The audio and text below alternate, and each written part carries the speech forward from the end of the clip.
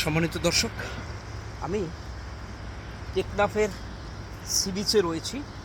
এখানে অসংখ্য প্রবাল রয়েছে। আজকে সেই প্রবালগুলো দেখার জন্য, অর্থাৎ গবেষণা করার জন্যই আমি এখানে মূলত এসেছি। যদিও সাগরে দেখুন অনেক ঢেউ, তারপরও যতটুকু আপনাদের দেখাতে পারি। দেখুন, আমরা জানি যে এই যে প্রবালগুলো, এই প্রবালগুলো কিন্তু আসলে একটি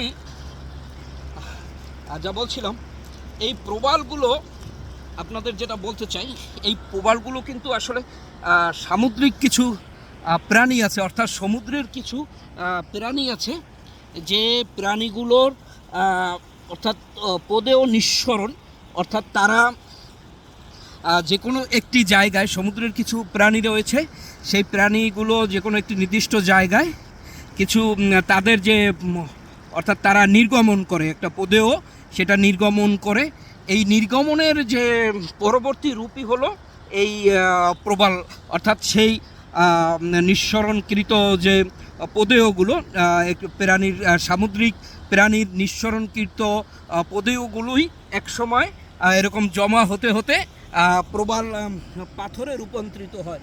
দেখুন, এবং সবচেয়ে যে বিষয় হলো,